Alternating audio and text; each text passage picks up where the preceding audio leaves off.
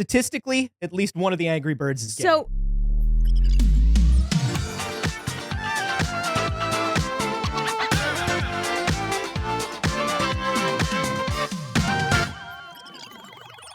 hello, good morning. Oh, good morning. It's too early. It sure is. Welcome to the first, best, and only morning show in existence. I'm Anthony Carboni. And I'm Saige Ryan. And, ooh, lordy. Ooh, lordy, do you feel that, Saige? I don't. Do you feel it? It's in the air. What's in the air? Comic-Con.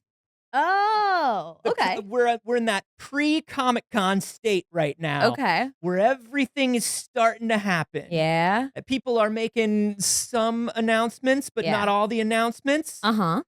Because they want you to think that there are more Right. announcements.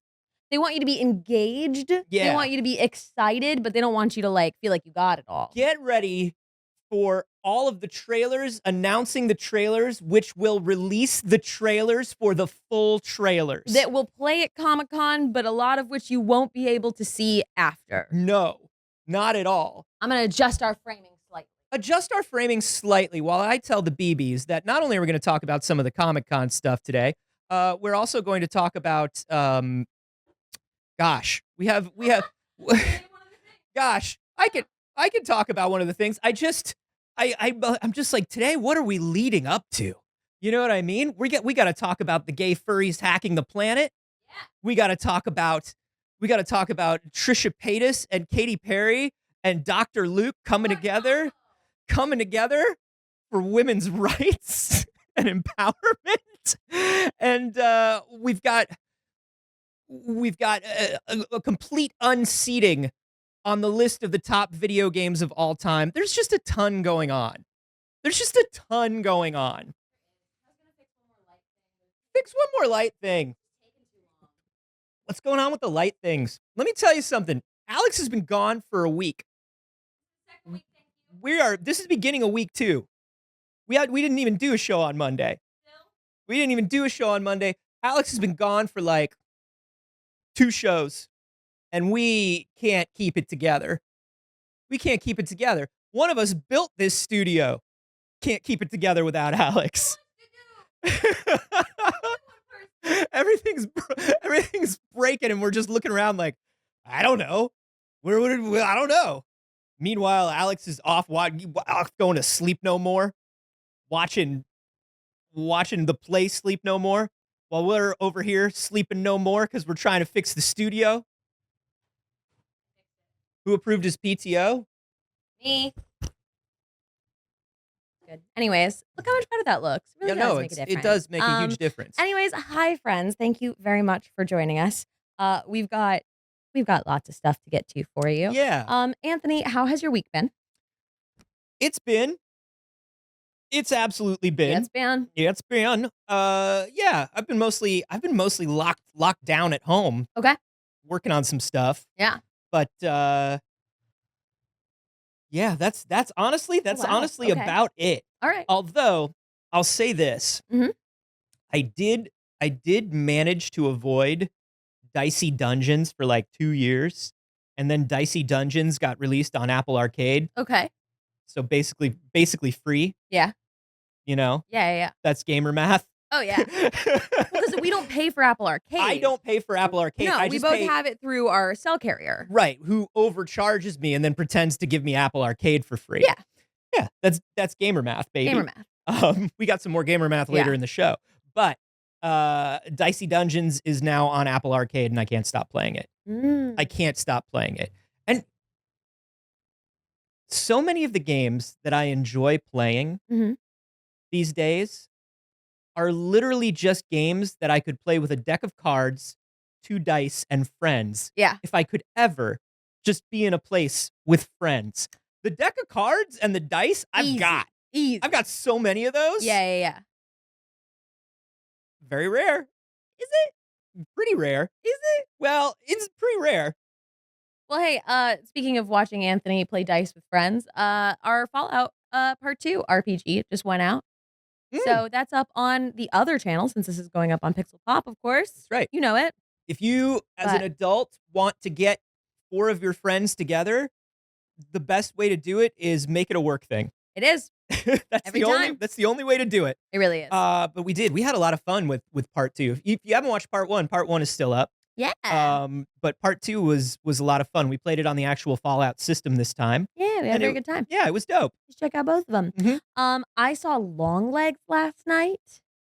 Oh, now this is interesting to me Uh-huh. because if you're unfamiliar, Longlegs, a new kind of low to mid budget horror movie with Nicolas Cage. Yeah.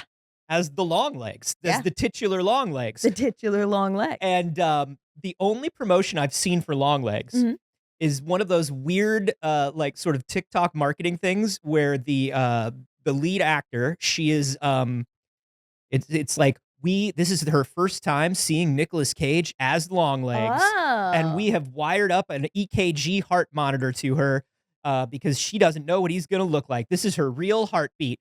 And when she goes in and they do the reveal of him, they don't show him in the teaser. Yeah. But when they do the reveal of him, you hear her heartbeat going like crazy. And I'm like, that's one of those ingenious but cheap marketing things that I really enjoy. And so immediately I'm interested in Longlegs. You're not a Nick Cage guy, though. I'm not anti Nick Cage. I'm just not, ooh, Nick Cage, I'm in, you know? And I don't love Nick Cage just playing Nick Cage. Yeah. You know what I mean? I'm not a fan of those kinds of roles of his. There was the movie where he literally played Nicolas Cage on that weird island. That was a fun movie. It's the only exception to I don't like Nick Cage playing Nick Cage. Yes. Anyways, I went in knowing nothing. I didn't watch a single trailer. I didn't watch a single press or promo. Nothing. Yeah. Fantastic. So fucking good. And Nicolas Cage is phenomenal in it. The thing like, is, genuinely absurdly good in it. Everyone's really good. It's so wild. I know I say this every time, but it's so wild to me. Nicolas Cage, before he bought a castle, which, like, listen, don't buy a castle. It doesn't matter how rich you are. Castles are not new. They're not good. No. You don't want to buy a castle. But he didn't even live in it. He just bought some castles and stuff. Sure.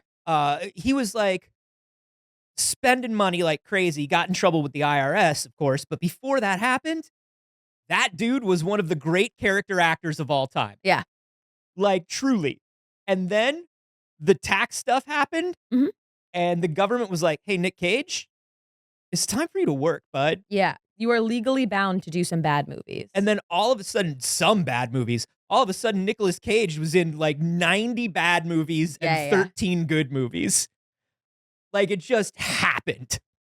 It just happened. So I have an article here from last year, which was people.com celebrating Nicolas Cage's birthday by listing some of his weirdest purchases. This dude pretended. God, that's funny. Like, listen, on one level, I respect the hell out of this. We all die. You ain't taking it with you. Sure. If you but your kids.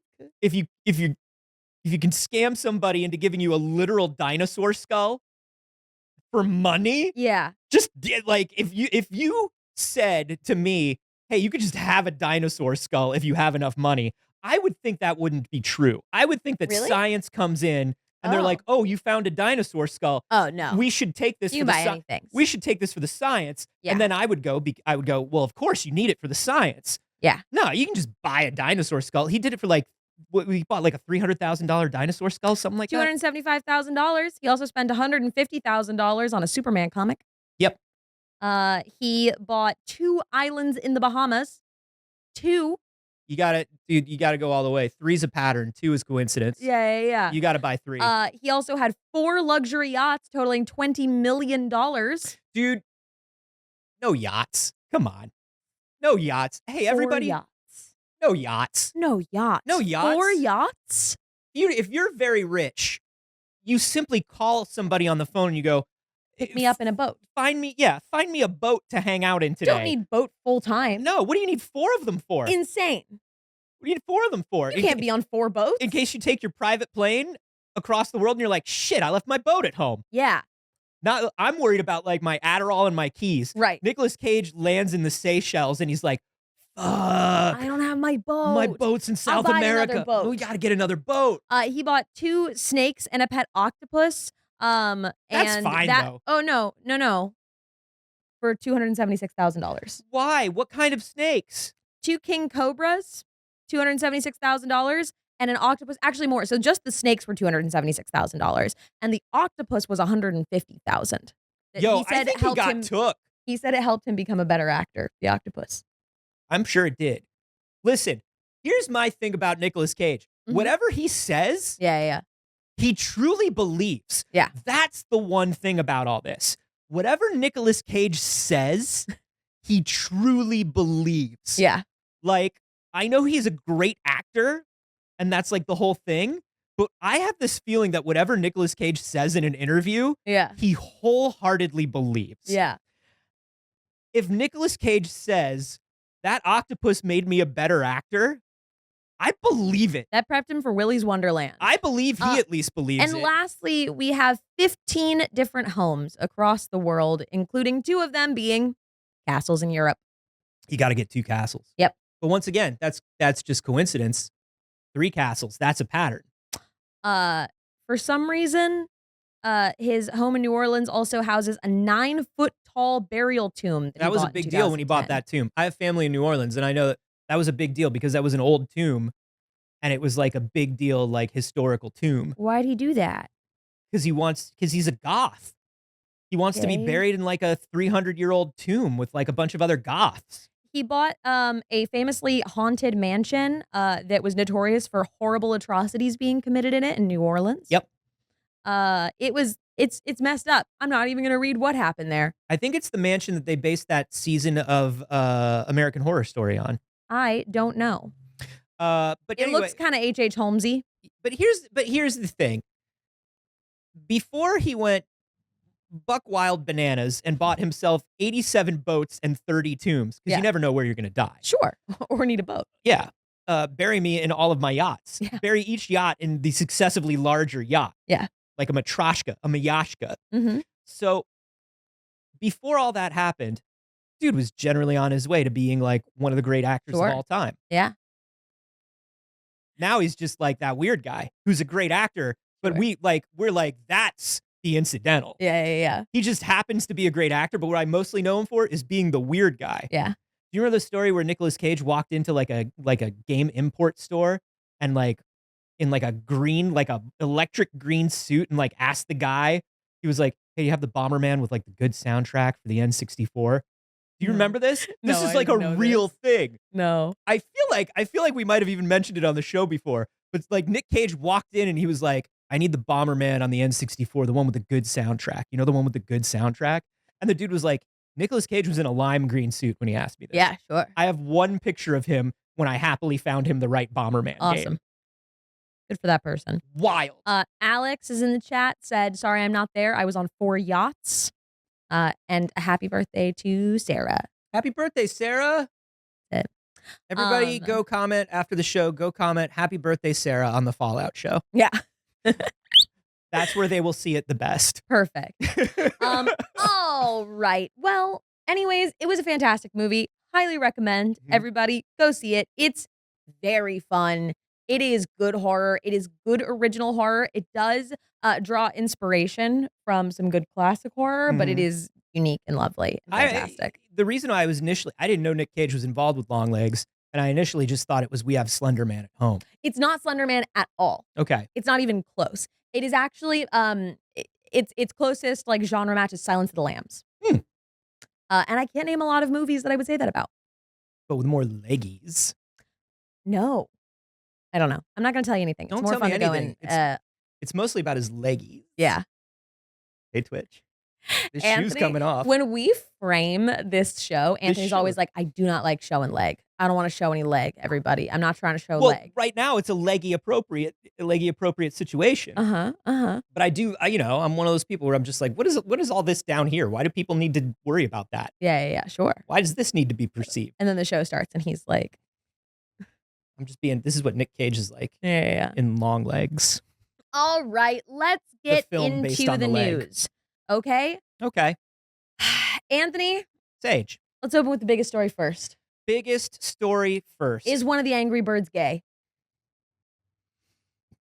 Yes. Which one? Statistically, at least one of the Angry Birds is gay. So, you would think You would think No, not green. statistically, at least one of the Angry Birds is I'd gay. say red, but that's a lead role. You know what I mean? And they don't usually give those to. They don't. They won't usually cast somebody queer in a lead role. Sure, you know what I yeah. mean? Unless it's specifically mentioned that it's a queer bird. Right. Well, listen. Angry Birds accidentally implied that the yellow bird is gay. Okay. Now, this is the same. Now, where did Angry Birds do this? Did Angry Birds do this on social? Yes. Okay. Now, remember that Angry Birds on social likes to retweet people saying they masturbate to the birds. Now, that was an accident. But, yeah, that did happen. Yeah. I think it was actually first that they implied that the red was gay, and then they told you that all of them are straight. Let me just play you the TikTok first. Sure, They're play it. referring to, okay? I know what button to press. Don't worry about it, all right? Don't stress about it. It's fine. I don't know if they can hear it or not, if I'm honest. Oh, So it's just the red bird playing smash or pass. Can you hear it? Tell me honestly. Tell it to me straight. Because I can't scroll down and see the thing Now, that is metering it. And there's a little bit of delay on this, so I'm going to have to wait for you all for like a No. second. Well, it's paused right now. very low. They might be hearing it through your mic. The Okay, the bird it's is on now. playing. The Hold bird is playing smash. But or it's pass. important. that's a kid. Pass. Okay, Another kid. Pass. sure, responsible. Smash. Age appropriate. Smash. Pass. Smash. Ooh, smash. Okay. Smash. Okay, All right. so to be clear, Okay. smash, right? Yeah. And then nobody really thought anything of it. They said, okay, Angry Birds, fine. Sure. Now. You can play smash or pass with anyone, anything, anywhere. Mhm. Kit Kats, smash or pass. Yeah. Oreos. The alto saxophone, Right. smash or pass. Soprano saxophone, Smash? alto. Pass. Yeah. But to be very clear, they put out this post.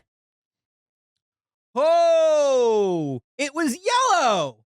Nope, No? that is the ally pride flag. Oh. They needed you to know, not gay, just an ally. Wait. Why? Hey.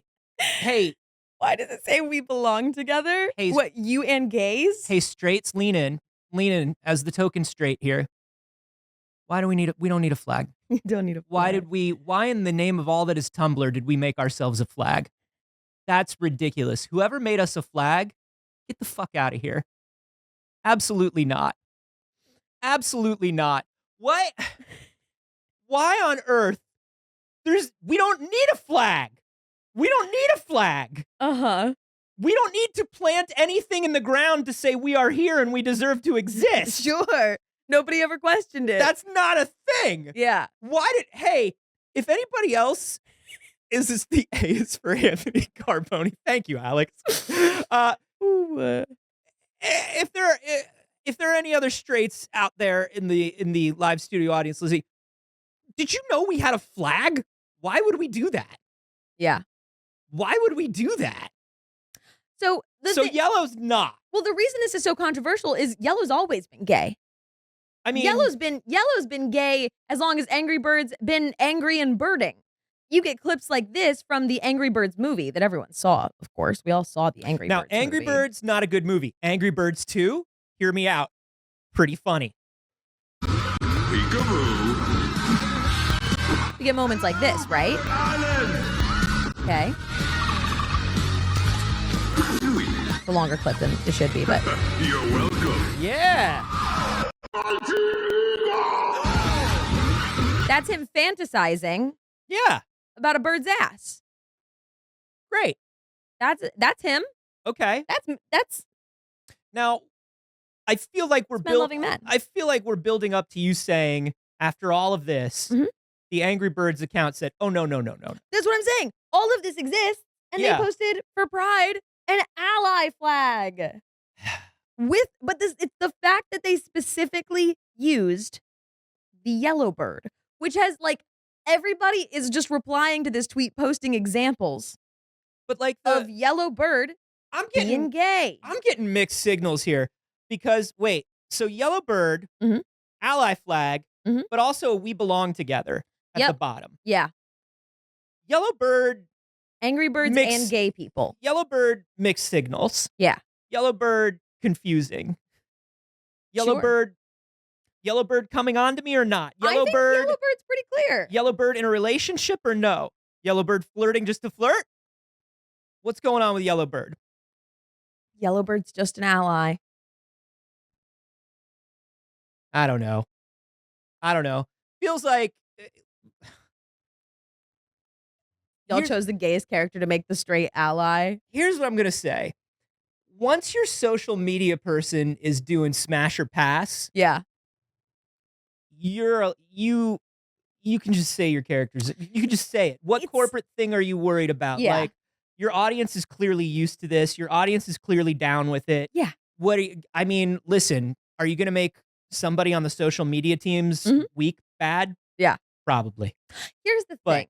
Here's why it feels so intentional, right? Is because during Pride Month, which is when Mhm. this was posted, corporations put rainbows all over everything. Yeah. And they're not saying we're gay. We're saying it's Pride, right? Yeah. So lots of people They're post saying characters, spend money here. Right. They're saying Post characters with the rainbows, with the flags, Yeah. whatever, and they're not even saying the characters are gay by doing so, right? But they went out of their way to specifically post the ally flag because they were like, "Don't you go getting any ideas, Well, gays." here's my question. Was this a pride post by a straight who didn't know what the flag was, just looked up pride flag? Could be, but I don't think that's what would come up if you looked up pride flag. That's true. I think it would probably be harder to find. You're right. You would have had to look up ally specifically. Yeah, you totally would have had to.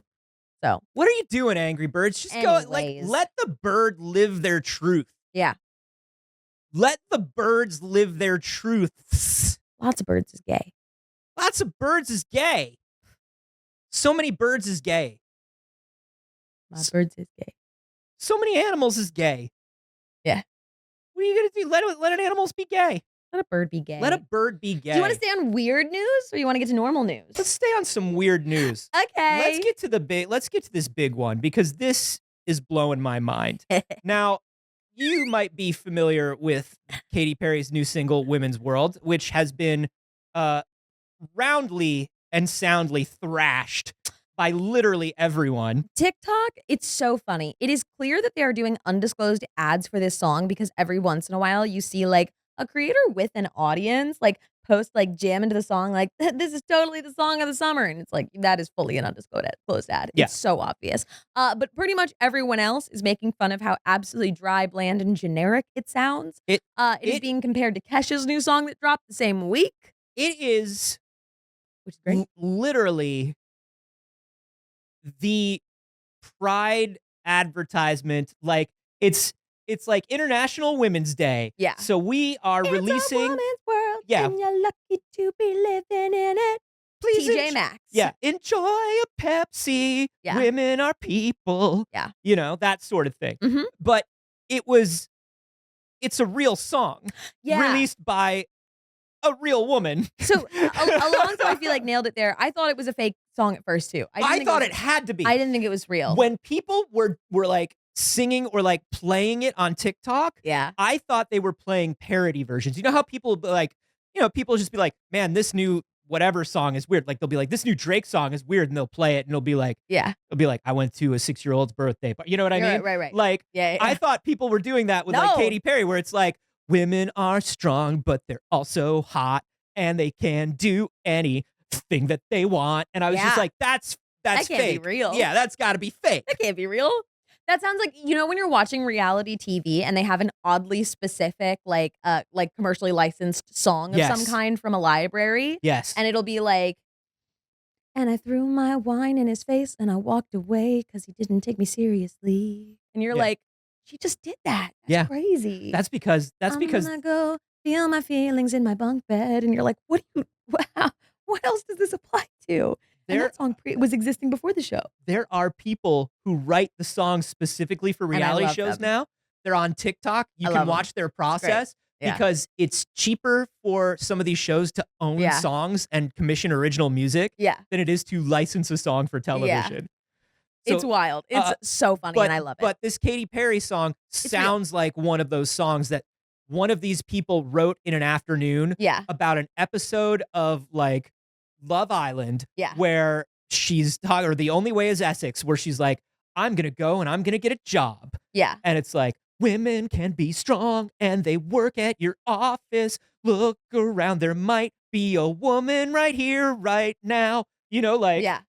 100%. women are all around if you know where to look. Women have boobs and curves, and that's cool. But it's also cool that they have brains and can think. Both of those things are good. It's a woman's world.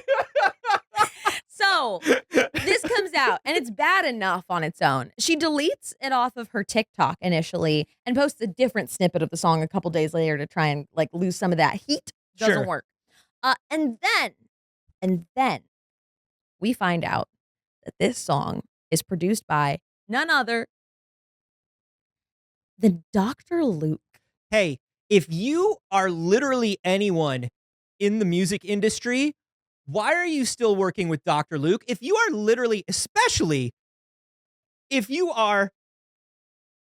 a woman and you're like, I'm going to write a song about how cool women are, Yeah. let me go find Dr. Luke to do that for me.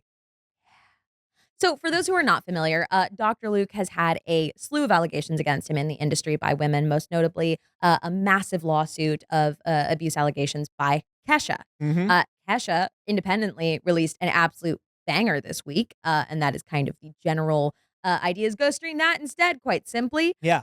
People are like, oh, Kesha had a lot of hits and then she disappeared. Yeah. What happened? What happened was Dr. Luke owned her name and her music. Yeah. And was abusive to her in many, many ways. Yes. And coerced and forced her into doing a lot of things in her career she did not want to do. And she literally had to go to court and wait until Dr. Luke didn't own her name anymore to make Correct. new music. So, and then Katy Perry goes, what's the name of that guy? What's the name of that guy? I'm writing a song about, what's the name of that guy?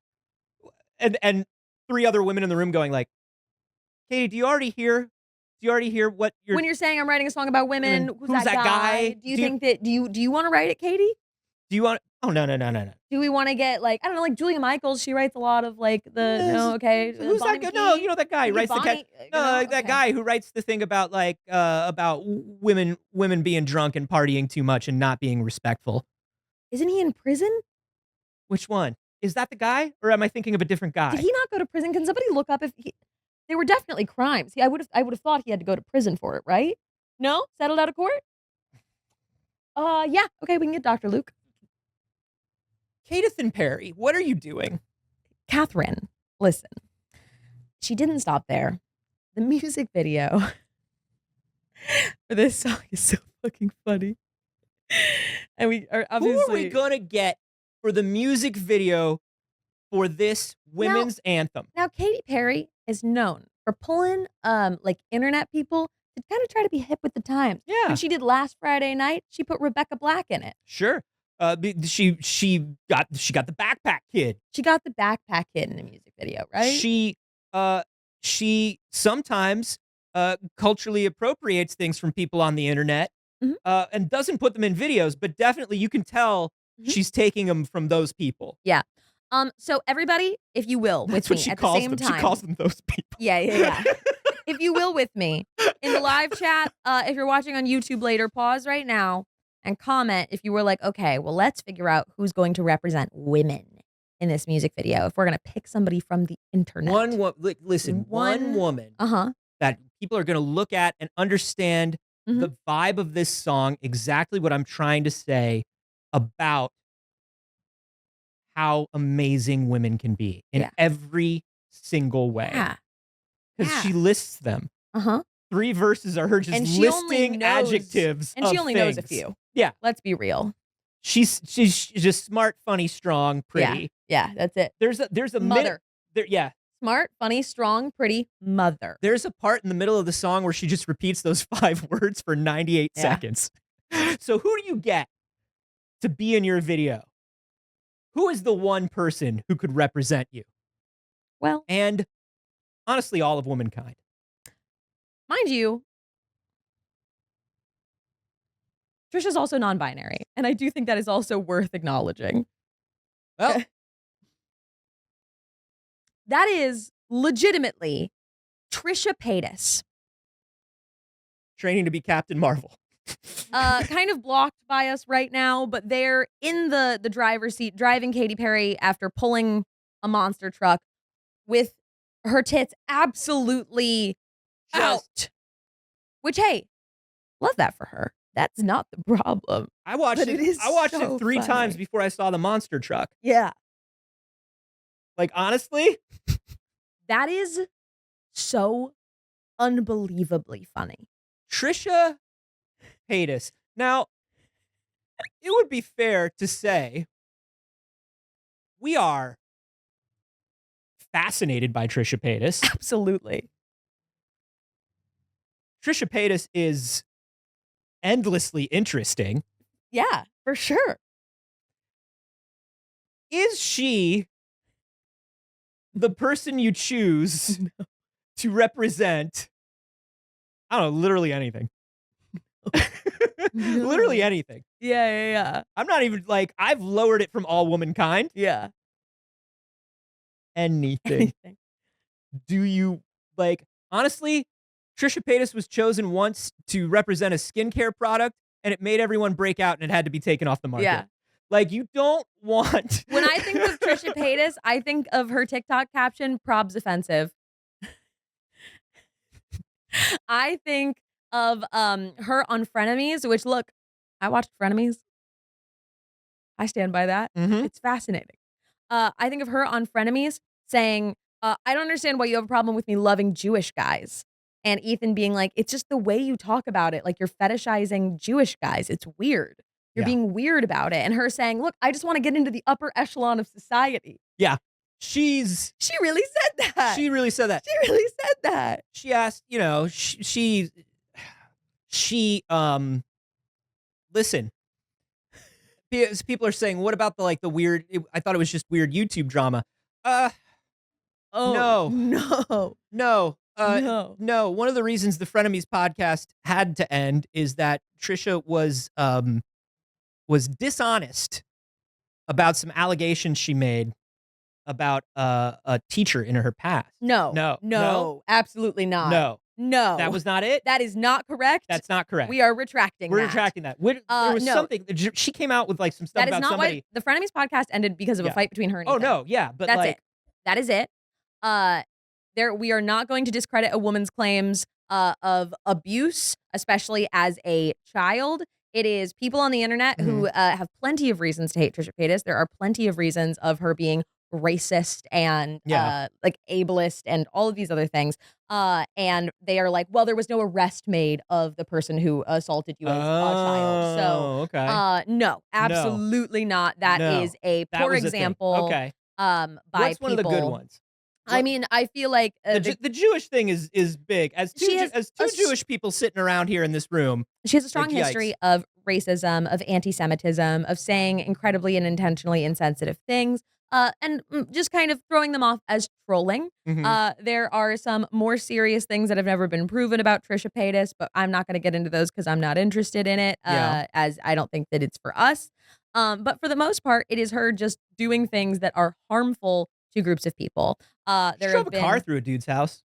Did? Yeah. Did she? Yeah. You certain? Yeah. That one I know. Huh. I don't know that one. Whose? I think it was Jason Nash. When they were seeing each other. They were like engaged. Yeah. That says that also can't be confirmed. Can't be confirmed. Can't be Okay. confirmed. There's a lot of did this really happen and people being like, I don't know, there's no police report for that. Okay. But anyways, Jason Nash is Jason Nash is a terrible person. Yeah, his own weird garbage dude. So anyways, Point is, big problem, mostly the like racism and anti-Semitism and like mean and sensitive, horrible things that she said on the internet that affected groups of people.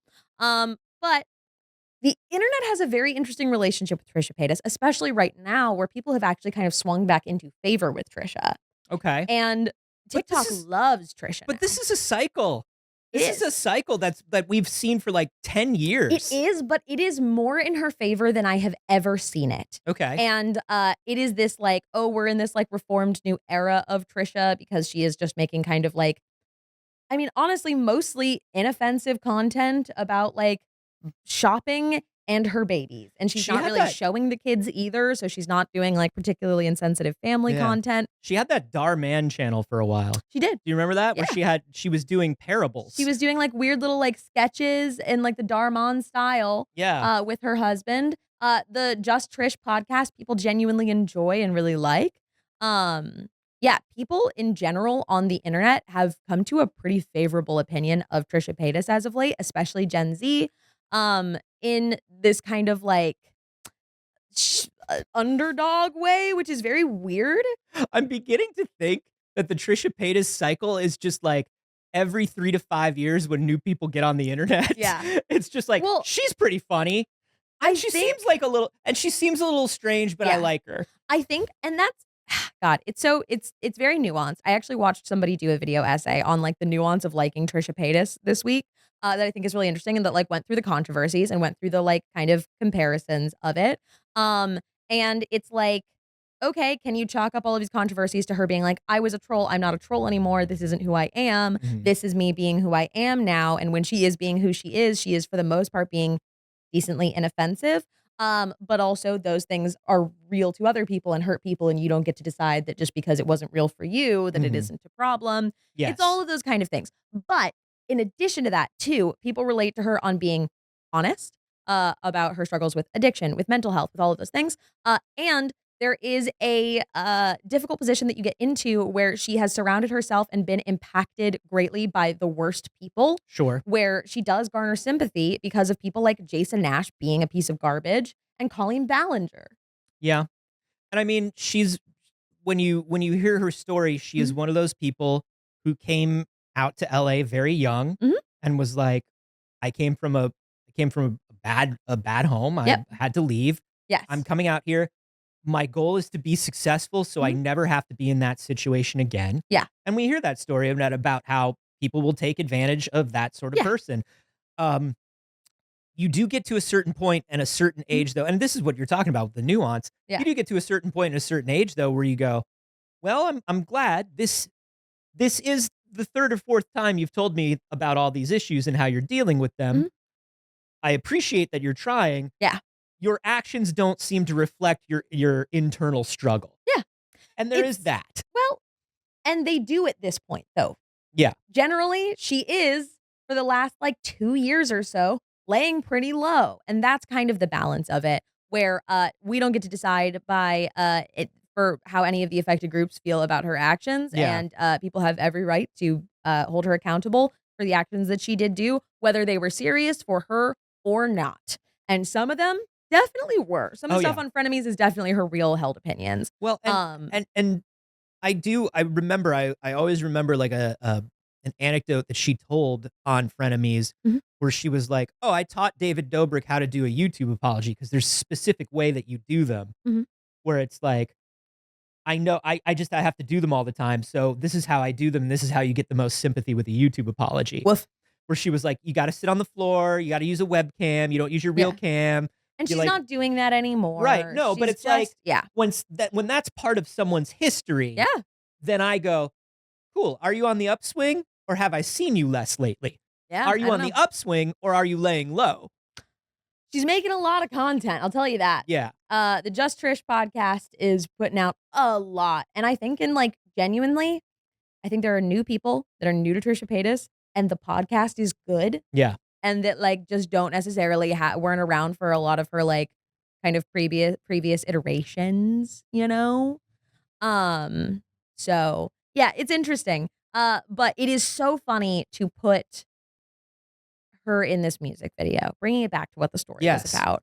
To put Trisha Paytas in this music video is so unbelievably funny. Well, and Katy Perry does things like this where it's like, hey, am I being self-aware or am I just did I overlook something and not put a lot of thought into it? And because the things that she does are not so like controversial, make you think in a way where you're like, oh, you're really saying something No. with that. It's usually just like she puts little things into her videos or her songs or her public appearances where it's like a little trolly as well. Katy Perry hasn't had a real thing to say since her Travie McCoy diss track on her first album. That's true. That's it. That was the last time Katy Perry had like an actual thing to say. No, women, strong, pretty, Women, mothers, thinking, she's a mother. jobs, vote. That's it. Yeah. Yeah. So there you go. Watch that music video or don't. Yeah. But stream Kesha's new song. Yeah, definitely do that. How about one more silly news? Yeah, let's do a silly news. It has plagued us for a few months now. Hmm. Why didn't people like Madam Web? It's so weird. You just don't get it. It's so weird. We went and saw Madam Web. Yeah. We love Madam Web. Yeah. Perfect movie. Obviously. Responsible power do, greatness powers kill. My mother in the Amazon, when they were together in there before. I have to stop them because they don't have powers, but one day they will have powers, and I need the powers, but they have powers. You did it. You did it, Mom. See? You were the madam of the web. Strong and smart and funny and hot. Yeah. It's plaguing everybody. Why did Madam Web flop? Why? How could it have happened? How could it have happened when there were so many scenes? Mm-hmm. You know what I mean? Like there were so many shots and lines and scenes in the film. Why did it not work? Well, Emma Roberts, famous Nepo baby of mediocre performances, has solved it. You may remember Emma Roberts in that movie, or you may not, because she wasn't a very big part in the movie. Honestly, for a split second, when I saw this headline that was like Emma Roberts has ideas on why Madam Web flopped, I went, what does Emma Roberts care about Madam Web? And then I went, oh, right, she's Mary Parker. She's literally Mary Parker, but she doesn't have a big part in the movie. And they're not allowed to say. She's being in labor. Yeah, they really don't say much about Parker. No. Or Peter. No, they do not say Peter. They don't say Peter. Not say Peter. Is Emma Roberts the one who's always kind of a jerk in American Horror Story? Yes, I believe so. And I love her in American Horror Story. I And actually haven't seen it. honestly, I can't believe you haven't watched any American Horror Story. I started the first season and I didn't like it. First season's not great. Watch Coven. Yeah, If I've you been told that a lot. If you watch Coven and you're not in after Coven, And I'm sure I will it's be. not for you. I just never came back. First season, Anyways, terrible. Yeah, first season made me a little uncomfortable, so I Mhm. tapped out. But in being interviewed by Variety, Emma Roberts, again, when you're like raised in Hollywood, it's really hard for you to have perspective. So she said, there is no secret. It's about doing something goodish and it hitting at the right time. I'm not intimidated by failure. I'm not intimidated by people having negative thoughts about something. I personally really loved Madam Web. I really enjoyed the movie. I thought everyone in it was great. I think everyone did an amazing job. If it wasn't for internet culture and everything being made into a joke, I think the reception would have been different. And that bums me out about a lot of stuff. And even stuff that I've done. It's just people make a joke out of everything now. I'm not afraid. Losing my job couldn't affect my stability in my life. My job, me doing a bad job or something I do failing, can't possibly hurt. Nothing is real. No one has any pressures of money or society or time. That's ridiculous. How foolish that the people on the internet are. Sometimes I go on the internet and I see people and they're saying, we're sad about money and failure in time. Weird. And I'm like, ugh. But then I saw a great video of my good friend Dakota talking about limes. Yep. And that's why the internet is good. And I said, Dakota, I didn't even think you like limes. And Dakota said, I don't. Somebody put that bowl of limes in my video and I didn't even know they were there. And I said, by then I had stopped and I listening. said, good God, we're actors. We're acting so well. Emma Roberts is saying Madam Web only flopped because the internet memed it. Yeah. Otherwise, people would have received it totally differently and really liked the movie like she did. None of the things about Madam Web's actual features were the problem. It was No. strictly that everything is a joke now on the internet, and we don't take things like Madam Web seriously. No, listen. What did we just say? Madam Web had actors and lines and cameras and shots. There was music. It was voiceover, So much voice. You could voice over the whole movie. and they And they did. And it had everything a movie has. Yeah. People go to these movies, and what do they want a movie to have? I personally have never watched a movie. I just do them because that's what you do. Yeah. I don't have- get paid to watch them. No. Ugh. I have 4 yachts for that. Your yachts watch movies for you. Yeah, I just put them. I put them in front of like An iPad. Yeah. I put them in front of a big iPad. What do they call those yachts for iPads? Jumbotrons. Yeah, I rent a Jumbotron for my yacht. Yeah. You know? Yeah. It's such a funny statement. It's just like, look, when a movie is bad, you have to just choose to have a silly good time about it. Mhm. I think nobody has done a better job of striking that balance than Sydney Sweeney, who has not come out and trashed the movie, No. who has been like, I had a good time. I'm glad I did it. I get it. We all understand. That's the way you have to do these things, because when people people say things like, why won't they just admit they were in a bad movie? Why can't they admit that it was, hey, because they worked with 200 other people on that movie. And you don't walk in. Yeah.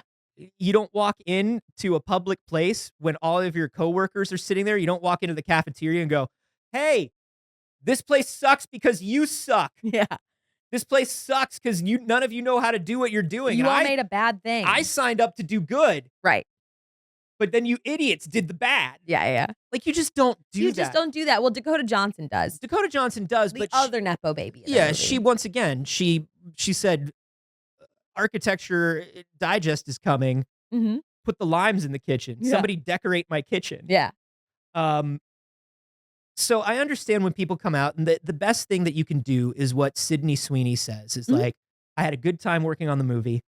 Everyone was wonderful to work with. Yeah. We all did our best. Yeah. It didn't work out. Yeah. That's what you say. 100%. That's what you say.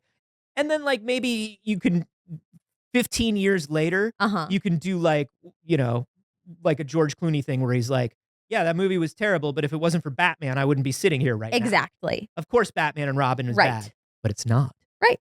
It's actually the second best Batman movie. Yeah. It's true. Sorry, look it up. So I just think that's so funny. And I think it's so funny when like rich people who have no perspective on the world think that they understand things and like can solve all the problems, where they're like, I can clearly see that like if people just didn't make a joke of everything, this would be different. It's like, you have never understood a single thing in your life. You've never been exposed to a single moment of reality. Yeah. You've never interacted with the internet in any type of normal way, nor a movie, nor a person. This is where the myth of the let them eat cake comes from. Yeah. You know, this idea of like, oh, they're unhappy? Yeah. Well, why don't they just get happier? Yeah. Right. Oh, they think something is bad? Why Mhm. don't they just stop that? Right. Which Marie Antoinette didn't say. But No. You know. No, she said, keep liking bad things. yeah. That's what Marie Antoinette said. That's what She said, shove your bad cake into your bad little mouth. You bad little pores. You better eat all that funfetti. more realistically translated to, can we give them bread? It's more realistically translated into shove the cake in your mouth, you Misrepresented little, women of you history. little working class piggies. Misrepresented women You of just history. oink, She was oink, like a oink, you little teenage piggies. girl Put it all in there. that was My hair forced is into so a high role. because it holds on my That gold. didn't understand I put what my was going gold into my on. hair, and you put this in your mouth, piggy. Truly didn't fit in the society that she had been placed She said it in into French. and was tortured, but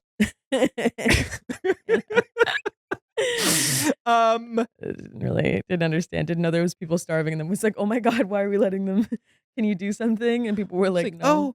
oh, they're starving the poor. Hey, What up? let's talk about maybe some video games.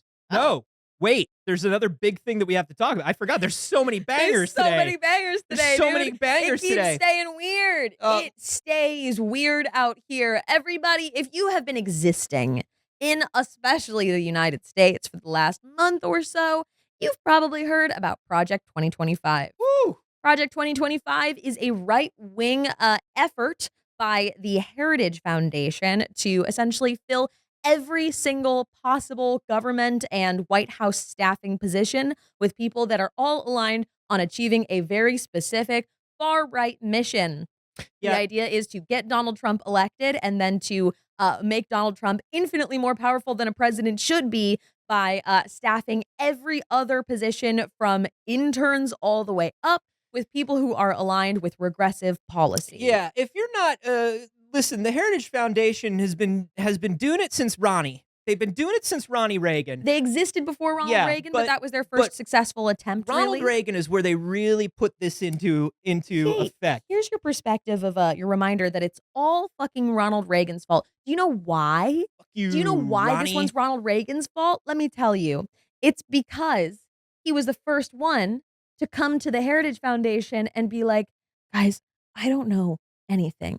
I don't know anyone or anything. And I have to fill like thousands of positions. What am I supposed to do? Could you guys just do it? And they were like, that is such a good idea, dude. We will totally do that for you. That's a crazy good idea. Hey, and don't even worry if you don't know what we're doing or why. We're gonna go ahead and we're gonna throw some people in there that are gonna write your public speaking notes and your talking points for you. Because while people go, how could a B-level celebrity with almost no talent come from television and bit parts in films and become the president of the United States? Well, because he did it for the first time 40 years ago. And the same shit happened the exact same way. And they're doing it again. So the whole deal with the Heritage Foundation, bad. Awful. Horrible people. They are just trying to dismantle and change the way the entire government runs for a specific group of people. They pick up young Republicans and essentially train them into like the most dangerous potential politicians. It's super dope. Project 2025 is their cool big banger 5-year plan. Just like they put up a vision board. Yeah. You know what I mean? They got a Pinterest started. Yeah. It's all pictures of just like fascists. Yeah. Yeah. With like hearts around them. You know, they really did like the printing out and cutting of pictures. And they're just like. Yeah, they've got women in kitchens. Yeah. They've got women in kitchens. They've got wars. They've got Mussolini. Yeah. They've got like so many good like banger photos. Well, people got tired of their shit. Specifically, one of the most dangerous segments of the population of America got tired of their shit. They made the gay furries angry. You don't make the gay furries angry. No, you don't. Listen, if you want to talk about the I don't give a fuck, there's nothing to lose spectrum. Sure, on one side you've got an Emma Roberts. Sure. You know, you've got a Katy Perry. Yeah. On the other side, you've got gay furries. You've got gay furry computer engineers who are like, this is my life. Yeah. And I simply do not live in a world that understands me. Yeah. So I will wage class warfare. I do not care. Nothing can happen. Truly, the furries are the glue that holds the internet together. And it's pretty well known that Republicans don't get the internet. So, you guys, the furries hacked the Heritage Foundation. We first hear that the Heritage Foundation has been hacked, right? And there's a huge data breach. And we're waiting because we're like, is it anonymous? Who is it, right? Is this a far left? Nah, dude. Furries said, and it was us. Tell Cersei, I want her to know it was me. Yeah, this was really good. This was oh my God. Every single site is throwing up pop-ups at me, Saige. Yeah, they want it all to be like paywalled. They don't want to show you anything. I got my free versions of these articles before the show, and now everyone is like, you read it once. Yeah, that's enough. You read it Don't once, you have coward. enough? So a group of self-described gay furry hackers have stolen 2 gigabytes of data from conservative think tank Heritage Foundation. The hackers known as Saige stole and released the data in retaliation to Project 2025. It is a list of policy proposals. Well, that was just kind of what Project 2025 is. Yeah, but basically they laid out all of their plans. I know that like 2 gigs doesn't sound like a lot, but when it's text documents, it's so much. Yeah. This was private conversations, this was emails, this was like inside information. This is information like everything. from 2007 to 2022 specifically. That's a lot of years of information. I'm trying to find they did specific communication with the chair of the Heritage Foundation. Yeah. And I just want to find the dang article not behind a paywall. This is the problem with America. Yeah. This is the problem. Yeah. Here we go. The problem. It's the one and only. So, Mike Howell, who is the executive director of the Oversight Project, got into a bit of a tiff, bit of a spat on the internet with one of the hackers. And we have one of the hackers, Vio, who is one of the people that runs this loosely affiliated group, says, we want to make a message and shine a light on who exactly supports the Heritage Foundation. We don't want anything more than that, not money and not fame. We're strongly against Project 2025 and everything the foundation stands for. Yeah. And Mike Howell says, that's why you hacked us, just for that? Once again, these people don't understand. Yes, it should be obvious that's all we want based on our history as a hacktivist group. We don't seek money. These people are used to being like, we'll just give you the hush money, right? Yeah. Just shut up here. Yeah. And they're like, no, you don't understand. No, we're here for information. And we're gonna get it. You're trying to kill us. Yeah. Mike Howell goes, okay, listen to me closely. We're in the process of identifying and outfitting members of your group. Reputations and lives will be destroyed. Closeted furries will be presented to the world for the degenerate perverts they are. Your means are minuscule compared to mine. You can now either turn yourself in or cooperate. To which Vio said, all right, bet. Yeah, the conversation continues, and Vio goes, wow, such unprofessional language. Would you mind if I shared this? Old school meow emoji. Yeah. And he's like, please share widely. I hope the word spreads as fast as the STDs do in your degenerate furry community. Vio responds, meow. Image of a cat. Mike Howell, bestiality is a weird sin. It shows you've gone a few clicks too far in trying to satiate your deviant appetite. What's your opinion on vor, Mike? Hey, Mike. Hey, Mike. Oh, he's got sin opinions. Yeah, you want to talk about deviant appetites? Okay, let's talk about it, You Mike. want deviant appetites? Let's talk about vor. You seen it? Mike. What do you think? Meow. Meow. They don't give a fuck. Mike, you don't understand. You don't understand. They don't care.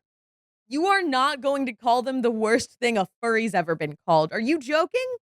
Are you kidding? You're absolutely bonkers. And once again, there's Dakota Johnson in her kitchen with the limes. Yeah. And then there are hacktivist gay furries. Yeah.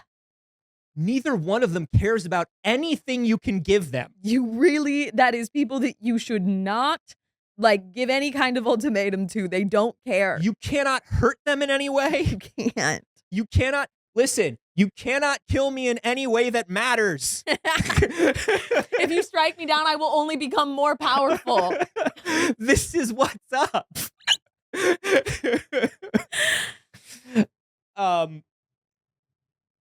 Saige has been, obviously doing other hacktivism. They have been targeting government organizations already, including the FBI. They say that their mission is to target specifically anti-trans and anti-LGBTQ efforts and to expose them. Again, these are people that are not looking for a payout. They're looking to just do work that can potentially protect trans people and expose the vile people behind the efforts to harm them. Now, what's interesting is the Heritage Foundation came out after all this and was like, no, we didn't get hacked. The Heritage Foundation came out? They Honestly, look. Well, we're not sure because they were standing in front of an ally flag. Yeah, okay. Hey, sometimes you really do have to look in, and when you go, hey, all these people that promise you can pray the gay away just means that they tried. Just means they had to. They made a statement that denied that they ever got hacked. Of course not. They were like, no, that's not what it was. It was like a totally different thing. Yeah. This was we weren't owned. No, nobody owned us. Nobody owned us. We've never been owned. No, I'm not turning into a corn cob. I've never been corn cobbed in my life. Ooh.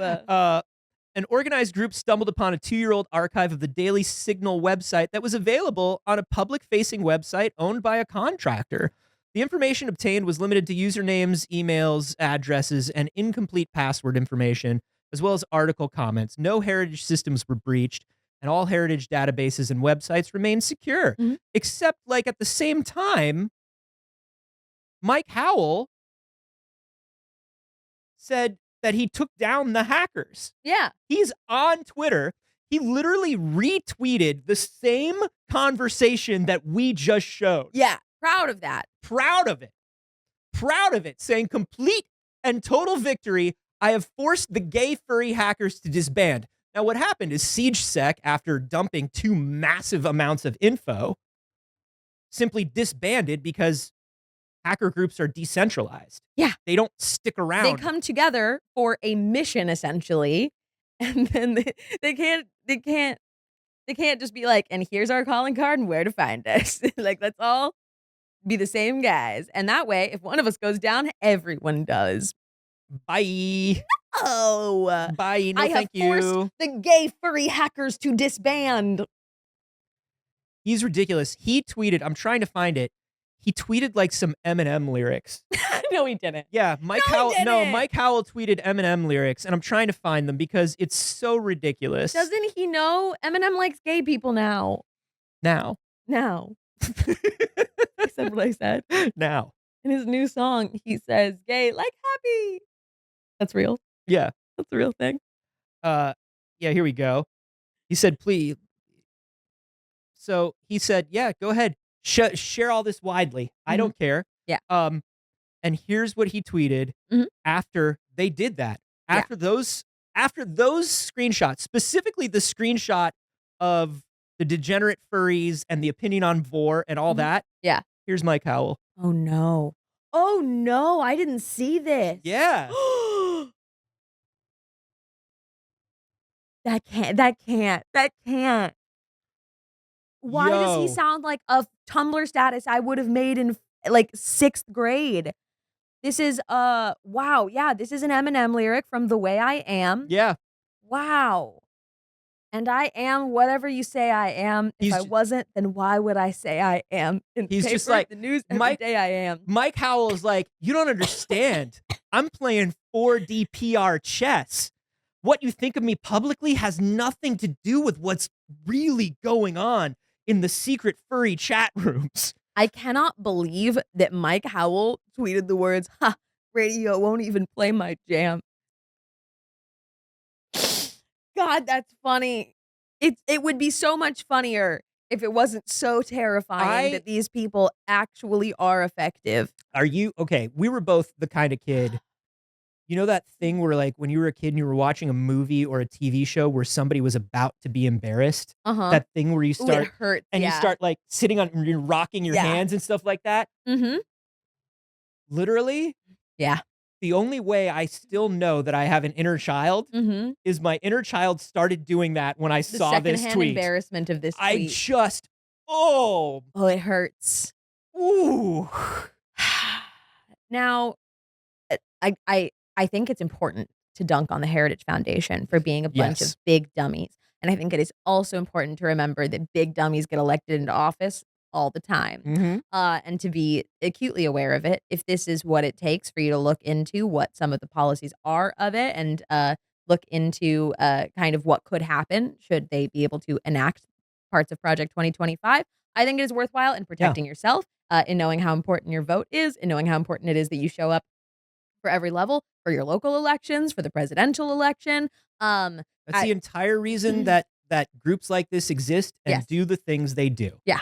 That's the reason they disseminated this information. Yeah. That's the reason, like, look, that's the reason they rile people like this up. So they show you how dumb they are in public. Yes.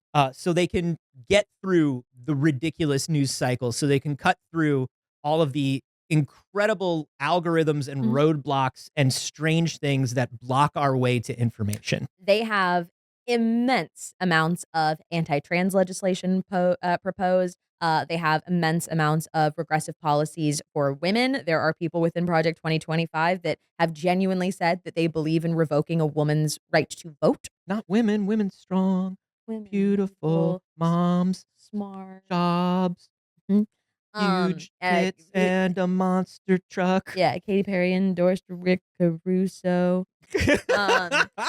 Eliminating energy efficacy standard programs. Focus on that focus on climate change and green studies. Completely ending any programs that study or put any efforts into the climate. Eliminating the Department of Education. Yeah, and I mean, if you've been watching, this is structural stuff that they've been doing for a long time. They've been doing, I mean, basically, like I said, since Reagan. Yes. But in this current cycle, they've really been doing it since 2016. Yeah. And they have undermined a lot of the structural stuff they've needed to undermine in order to start making these huge sweeping policy changes. Listen, Clarence Thomas, just a couple weeks ago, made sure that politicians can accept gifts because the dude does nothing but accept gifts. Yeah. And so he was like, wouldn't it be cool if this law didn't apply to me? Right. What if we just change the law? What if we just change it? Is it quid pro quo if it happens later? Yeah. Well, if it happens later, though? Probably fine. Maybe, like, if I make a law and people like it and they want to be nice to me because I made a good law later. Then they won't, maybe then no one will be mad at me for the past That's things. not bribery, right? If I give them a law and then a few weeks later they say, oh, what a good law you did for us. Come on one of my Have a 4 present. Yachts. Have a yacht. Come on, I have 4 yachts. Have one of those fancy RVs you love so much. Yeah, want to pick one? Take your freaky right-wing wife out. Also, it's probably not going to go anywhere realistically, which is terribly unfortunate. But AOC did just bring articles of impeachment against Clarence Thomas, and they're we've fucking been here before too. But that's probably not going anywhere. We've been here before too with this exact guy. Yeah. Let's move on. Let's move on. I'm Let's getting do it. hot. I'm getting heated. Getting too heated? I'm getting too heated. I'm Getting getting a little hot. too heated? I'm getting too heated. Let's talk about, man, we said we would talk about some of the SDCC stuff coming up. Yeah, it's already almost 10:30, so we got to get to it. It's almost, a teaser dropped, a teaser for the trailer for Captain America Brave New A Brave New 2-minute teaser. World. Or Brave New World. I right? feel that's a trailer. Yeah, the 2 minutes should be a trailer. Yeah. We get to see a lot of it. We're not going to show you any of it because we do tend to get hit. Oh yeah, we cannot tend show to you get any hit. Marvel trailers. But it's a bummer. it's Sam as Captain America. Yeah. Working with Thunderbolt Ross, but who is now Harrison Ford. Which one of the first things they say in the trailer is Sam walks up to General Ross and goes, I barely recognized you without the mustache. Yeah, he said it was lose that or lose the election. Yeah. And I'm just like, whoa, that means you can't pay Harrison Ford enough money to grow a mustache. There's not enough money. It's bowls of limes. Yeah. They were like, we need you to come play General Thunderbolt Ross. Do you want $20 million? And he's like, yeah. It's like, great. He's got a mustache. He goes, no, he doesn't. No, he doesn't. No, he doesn't. Look at my face. Do I have a mustache? Do you see a mustache? That's weird. What is it you see? It's so weird. Giancarlo Esposito is in there. You know, look, I'm not a Captain America girly as a general thing. That's just not my hero of choice. It's not my setting of choice when they get into that world. Yeah. I think it's a pretty good trailer. I think that I tend to now I want to make this very clear. I love Harrison Ford. I love Harrison Ford to a little bit of a weird degree, and I'm just going to be really transparent and vulnerable with you all when I say that. We were in the same room as him, and I kept saying, let's go say hi. And she was just like, I can't do it. She was like, I can't do it. I was like, but this is the time where you will get to say hi to Harrison Ford. I just needed to observe Harrison Ford being in the same room as me. That was all I needed. I love Harrison Ford to a little bit of a weird degree. I actually stood down from saying hello to Harrison because, like, I was like, you could go. Yeah, but he was talking to a child. That was why. Yeah, and then to Bob Iger. But then he threw that child out a window. Yeah. Anyways, I say that as whenever people are like, oh, Harrison Ford is going to be in this. Yeah. I really do kind of try to like measure my expectations because I love him so much. You know what I mean? Like, it's a weird thing that I have to do because like, I'm like, he's getting older, like, and he doesn't really care about a lot of the things he's working on. And then I watch him in the trailer and I'm like, oh my God, he's so great. He's so great. That's the trick. That's the trick. I don't think he's ever really cared about anything he's worked on. No. So it's like, it's not a new. He's always been good and also not cared. Yeah. I think he's got sort of that Zen thing going on. Except for Indiana Jones. Yeah. Yeah. We walked out of Dial of Destiny. We were like, people are probably going to love that. I couldn't believe people didn't. We were like, we love this. People are going to love it. We were like, this is the greatest thing ever. We're like, this is such a good movie. What a good day. Everyone's going to love this so much. I was like, I can't wait for people to see it and talk about how much they loved this movie with me. Can I tell you something? I haven't walked out high on a movie like that since The Last Jedi. Genuinely. Genuinely. Everyone else. I walked out. I was like, everybody's going to love this. Same. Me walking out of the theater having just fucking sobbed both times, being like, damn, this is going to change fucking nerds. Everyone's going to be so stoked. I can't wait for this, like, I can't wait to enjoy this with other nerds. And it's like, we got out and everybody was like, what are you talking about? It was bad. And we were like, stand by both of those, to be clear. I love My them both. opinion has not changed. Those were both kick-ass movies that I love. Dial of Destiny ruled. Dial of Destiny absolutely ruled. Dial of Destiny ruled. It owned. It was such an Indiana Jones movie. And the reason I used it as an example is like, you could tell he loved doing it. Yeah. It's so wild, but Brave New World looks good. It's one of the things Marvel's coming to Comic-Con with, or releasing around Comic-Con. There is kind of a new trend where people don't release as much stuff at Comic-Con now. Yeah. But there is a lot of stuff. I mean, the boys are going to have a panel, obviously. Lord of the Rings, Rings of Power, Rick and Morty the anime, Dexter. Whatever Star Wars, whatever Star Trek is Star Trekking. Yeah. They're going to be there. Star Trek always does a panel. But yeah, there's like a lot of good stuff. One of the things that I'm not going to be there this year, but one of the panels that I was sort of excited about was Janet Varney and Dante Basco doing the Avatar reunion panel. Yeah. That's kind of dope. Yeah. I'm very excited about that. I think that that's really neat. It's very interesting. It's called Avatar Braving the Elements. Very exciting. I saw it and I saw the name and then I was like, I hope it's, I didn't see that it was Janet Varney and Dante Basco at first. Yeah. And I went, Avatar. Oh, probably the other Avatar. Avatar! Yeah. I went through a little roller coaster with it. Yeah. I'm happy again. Yeah. There's Like a Dragon, the Yakuza team. They're gonna have their panel, and I don't know if they're gonna show something from the from the live action show. I don't know how far into the production of that they are. I would love to see something from the live action. I feel like you managed to somehow skip celebrating 25 years of Nickelodeon SpongeBob SquarePants. Very important panel. They're bringing the whole cast together for San Diego Comic-Con to celebrate 25 years of SpongeBob. You know how you bring that entire cast to Comic-Con? You stick your head out of the hallway and you go, "Hey guys, yeah, come here." Tom Kenny is always at Comic-Con. Yeah. Tom Kenny is there every year, and Tom Kenny hangs out. Tom Kenny will hang out. Celebrities show up and they do their panel and they leave. And there's like around San Diego Comic-Con is like the Gaslamp district of San Diego. And that's where people from the convention hang out. There's a bunch of restaurants right there, but it's not where you hang out if you don't want to talk to people from the convention, whether that be fans or just like congoers or whatever. Right. Like even cosplayers, internet creators, whatever. Like that if you want any time alone, you want to not be stopped, you get out of the Gaslamp. Yeah. No, Tom Kenny is just on a walk with some friends around the Gaslamp, And he does the voice for everyone who says hello. Yeah, there are some. I find that It's awesome. You know, I think with VO, like animation actors Mhm. in particular, like a lot of them like hang out a little bit more, Yeah. because they do get swamped, Mhm. but they don't get swamped in the same way that like, you know, Captain America would get swamped. Yeah. But they also just tend to be like more fun, less guarded people. I think because their part of the industry is a little different. Their part of the industry is a little bit different. Their face just feels a little different, you know what I mean? And like Yeah. that they can probably exist sometimes without it. You know Yeah, what I that's mean? what I mean. Yeah, You don't walk down the street and necessarily see SpongeBob. yeah, And if you stop them, you're a pretty big fan to know what the voice actors look like. yeah, exactly. And it's also just it's different for different people. There's lots of voice actors who don't do that.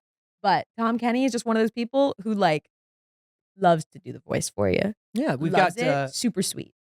we've also got My Adventures with Superman screening, presentation, and panel. I Mhm. love My Adventures with Superman. We got that Batman Caped Crusader, which I am now more interested in Yeah. because they announced that Hamish Linkletter is Batman, Okay. who I absolutely love. Mhm. I absolutely freaking love. Yeah. And I think he's going to be an amazing Batman and a totally different take on Batman, Mhm. which is great.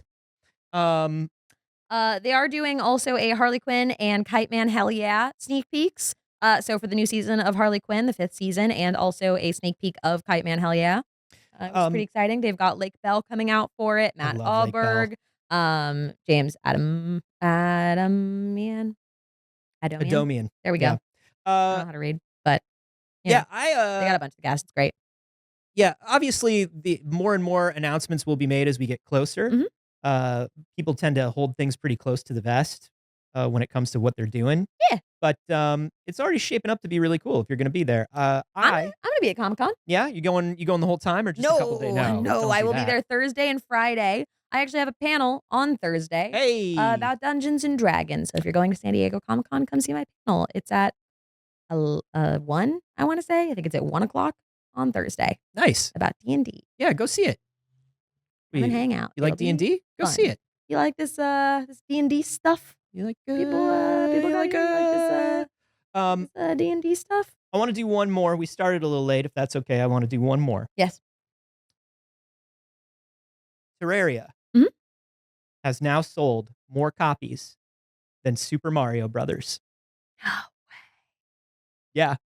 Terraria has now sold more copies than Huh. Super Mario Brothers. Wow. And Saige, not only is that buck wild to me. I mean, I guess it's not. Like Terraria's been around for a while. The industry has changed. Like so many more people play games. I don't know.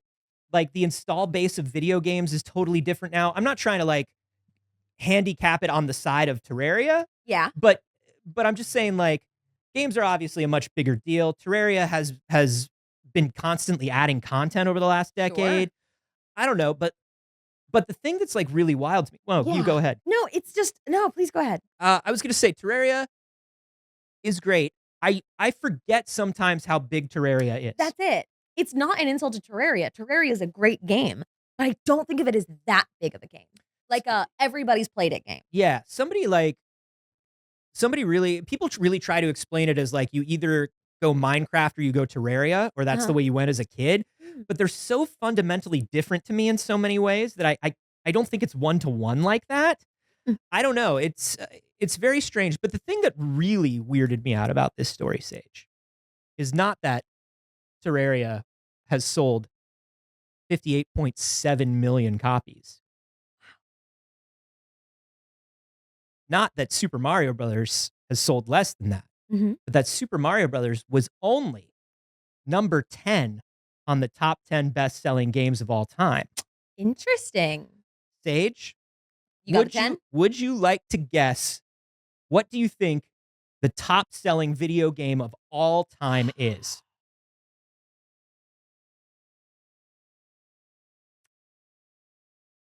Is it Minecraft? Minecraft is up there, but no. Number 1 of all time? Mhm. Tetris. I was gonna say Tetris. I was like, ooh, between Tetris and Minecraft, but then I was like, I don't know. Like, I feel like people aren't still buying active copies of Tetris, and there's so many free versions of Tetris now that, like, if we're still factoring in, that's interesting. Yeah. That was my second guess, actually. Minecraft is up there though as well, along with Grand Theft Auto GTA 5. yeah, of course. Grand Theft Auto 5. Expected. Yeah. That makes perfect sense to me. But then Wii Sports. Yeah. Wii It's Sports. interesting because it's confined to such a time frame, whereas like so many of these other games can like, have been remade on other platforms and stuff like that. But yeah, I mean, it was the game that you had to have. Now, after that, you get Mario Kart 8. Mm. Then you get Red Dead Redemption. Mm-hmm.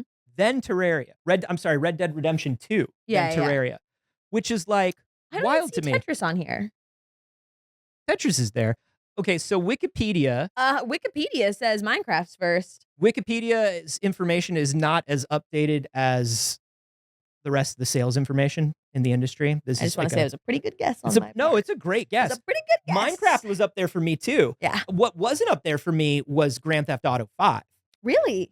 I was like, oh, absolutely. No, I know, but when I think about games that people play online that have been around forever, yeah, I honestly would have put something like some MMO above GTA.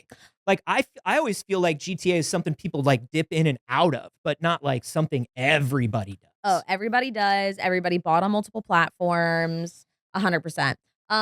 I think the one that surprises me, honestly, is Red Dead Redemption 2. I would not have remembered Red Dead Redemption 2. And then I hear it and I'm like, yeah, I know how big it was, but like I would not have, if I had to try and like off the top of my head make the list, I would not have put Red Dead Redemption 2 on it. No. I think the other thing that's interesting is, this list is not going to include games that are like free to play. Yeah. Or do subscription-based models. Right. So people reference in the chat games like RuneScape and stuff like that were online games. Those don't count. Yeah. Because they don't really track that stuff, I guess. Yeah. But I think it's really wild that Super Mario Brothers is only 10th. Mm-hmm. And it's so strange to me because it's not strange to me because it's like, yeah, why most people like, why would you go back to Super Mario Brothers, the original one these days? Yeah. Like, why would a kid do that when they can play Super Mario Wonder or something? 100%. Yeah.